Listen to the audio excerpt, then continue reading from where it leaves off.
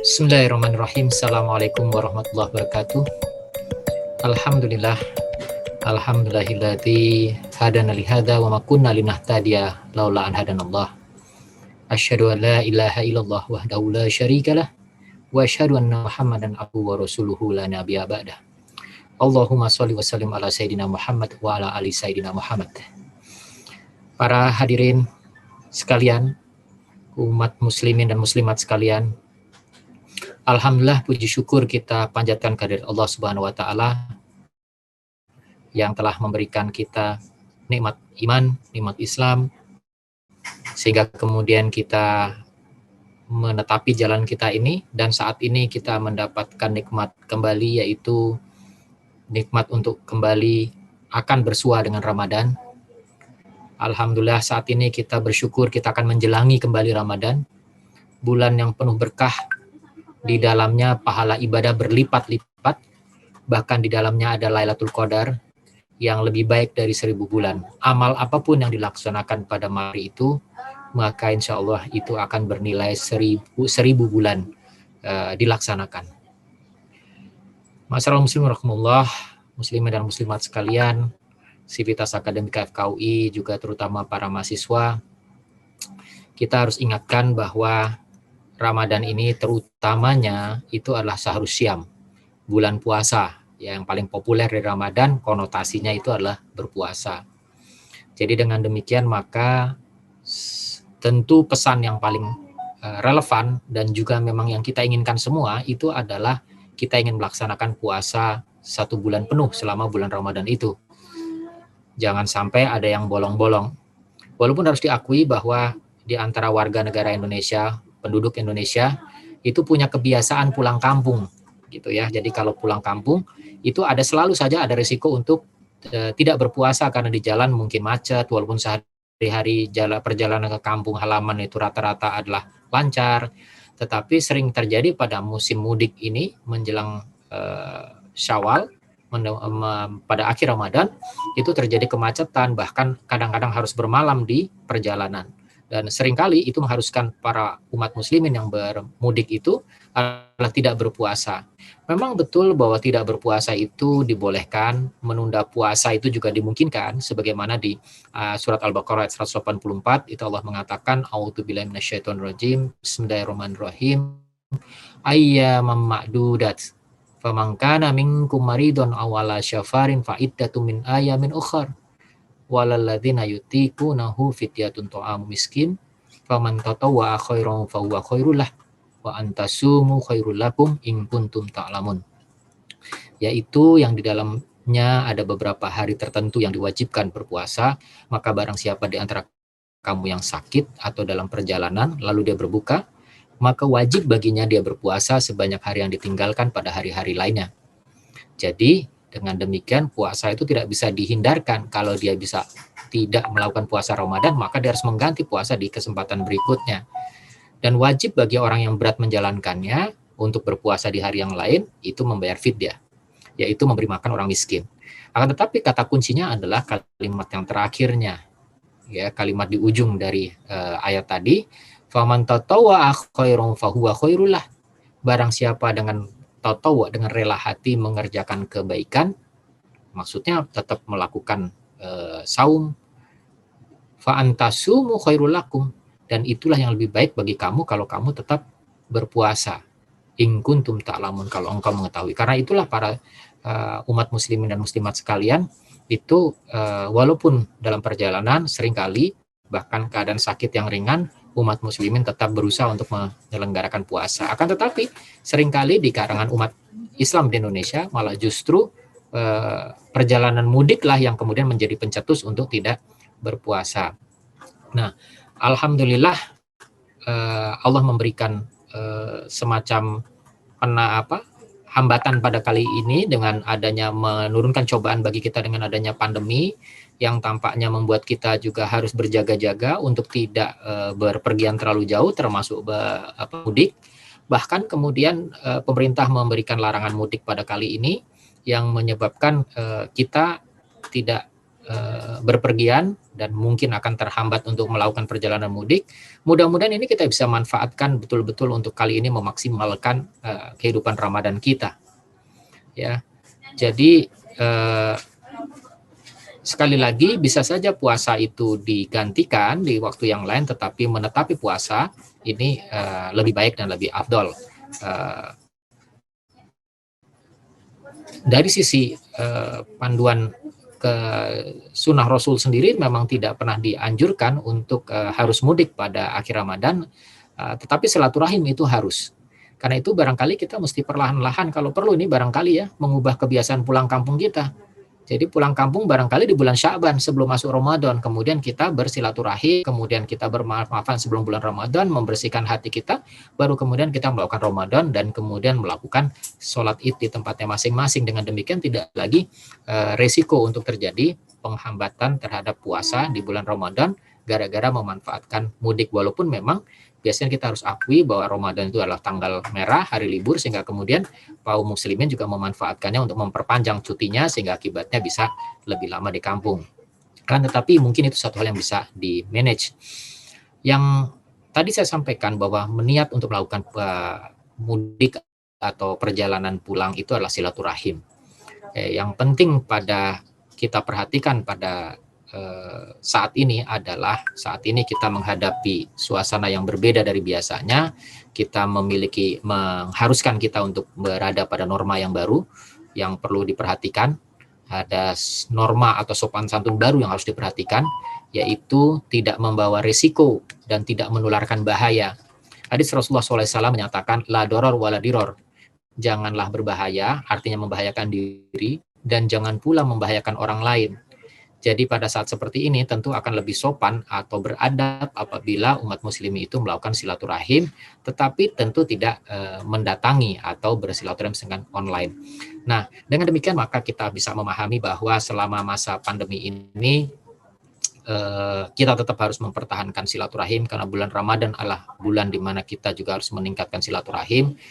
Mungkin untuk mempersiapkan Ramadan kali ini kita perlu segera atau menyiapkan sebagaimana zaman dulu kita menyiapkan bagaimana mudik atau pulang kampung, kita kali ini menyiapkan bagaimana kita bisa bersilaturahim dengan para sanak keluarga kita yang berada di dekat kita di satu kota atau juga yang di kampung. Bagaimana kita melakukan silaturahim tersebut.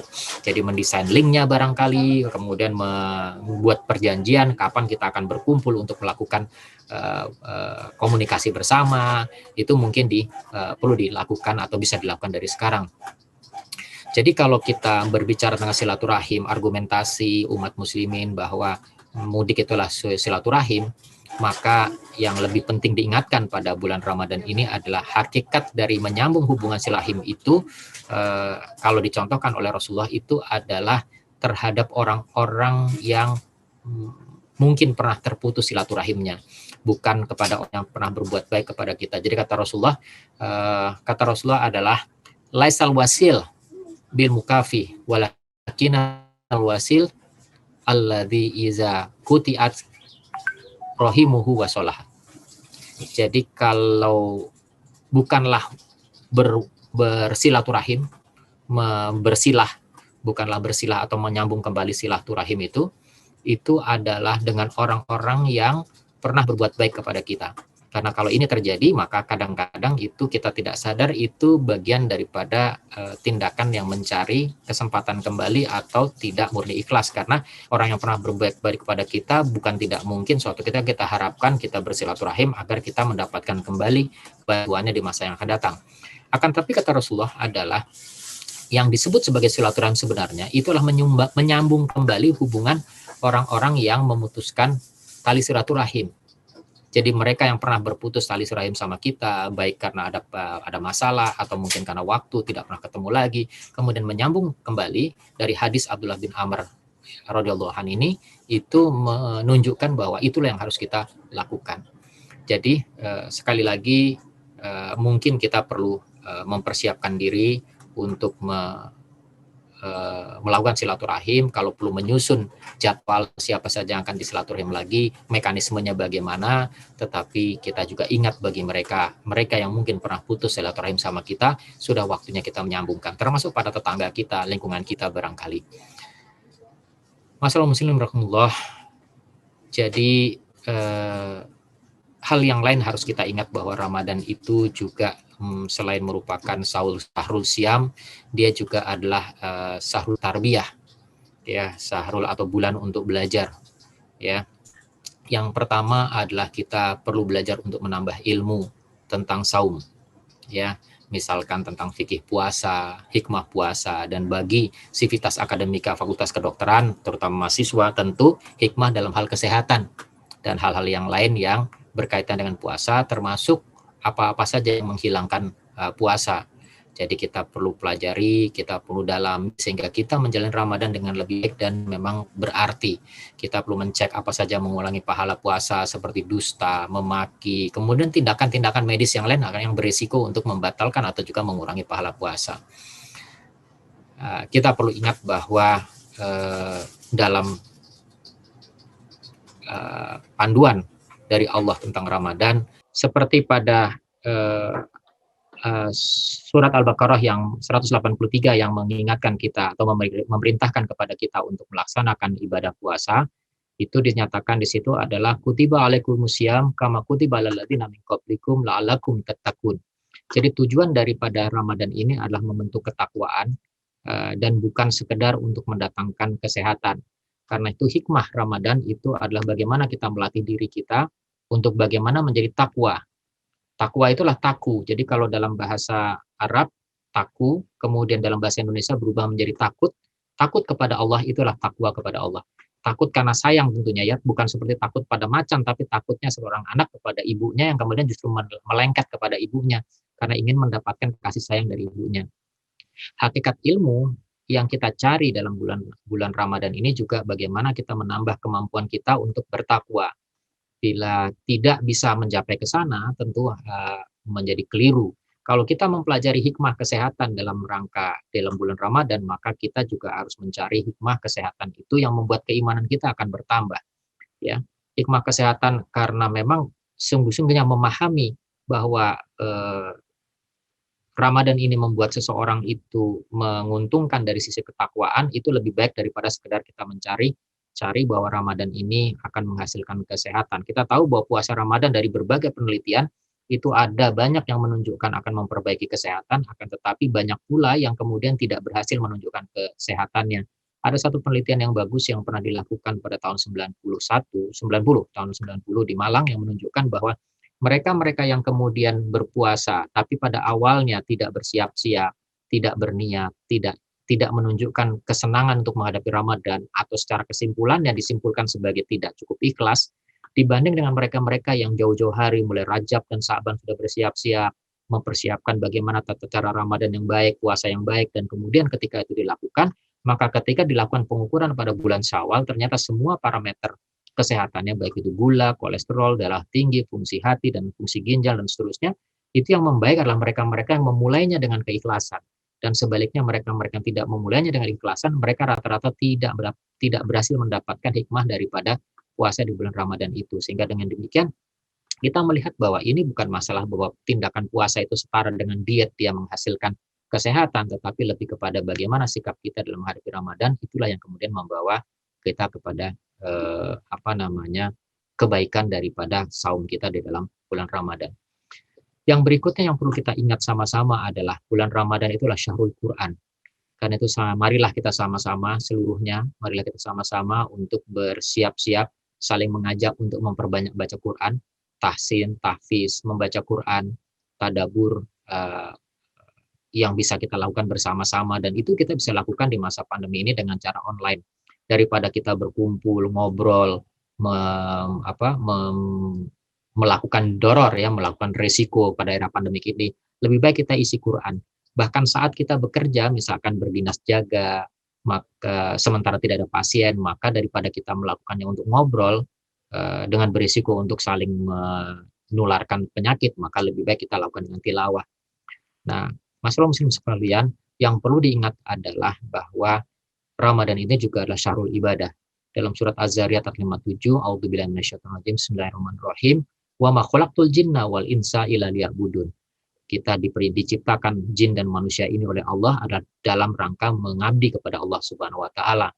Tapi kalau abdu itu adalah hamba atau menghamba, berarti kan sujud dan menyembah, maka toh kita juga tidak disuruh oleh Allah untuk selalu sujud sepanjang waktu.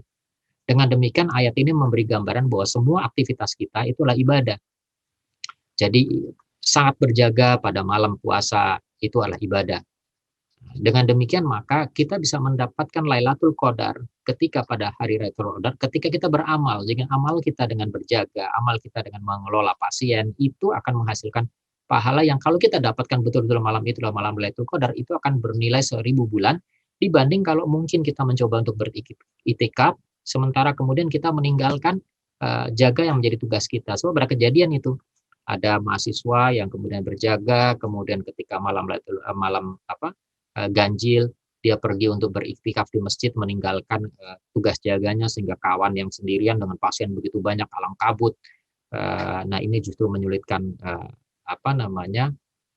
saudaranya. Ketika dia itikaf malah justru mungkin ada kesempatan dia beristirahat, tertidur, sehingga sementara kawannya sepenuh malam bisa terjaga terus. Dan mungkin justru Allah akan memberikan pahalanya pada saat dia terjaga dan beramal itu 1000 kali, seakan-akan dia sudah jaga 1000 bulan. Nah, dengan demikian maka kita lihat bahwa sebetulnya aktivitas kita itu tidak selalu harus terikat dalam arti meninggalkan tugas dan amanah kita. Kita mungkin justru akan mendapatkan pahala Lailatul Qadar pada saat kita berjaga dan beraktivitas itu. Masalah muslimahullah, kita juga bisa melakukan peningkatan ukhuwah, karena Ramadan adalah syahrul ukhuwah di bulan ini, dengan cara kita saling menghubungi kembali tadi yang sudah sampaikan di hadis di atas, mereka-mereka yang mungkin pernah bermasalah dengan kita. Kemudian kita juga bisa berbagi takjil. Bagi mereka yang berbagi takjil, memberikan takjil atau buka puasa pada seorang, maka pahala orang yang berpuasa itu sebagaimana orang itu akan mendapatkan pahala sebagaimana orang yang berpuasa. Dan kita bisa lakukan juga dengan cara misalkan mengirim makanan walaupun kita tidak ketemu, atau mungkin mahasiswa bisa melakukan pembagian takjil di jalan barangkali ya kalau memang perlu, tetapi tentu tidak se-crowded atau tidak seberkumpul kalau kita di ruangan-ruangan yang tertutup. Dan itu semua kita bisa lakukan.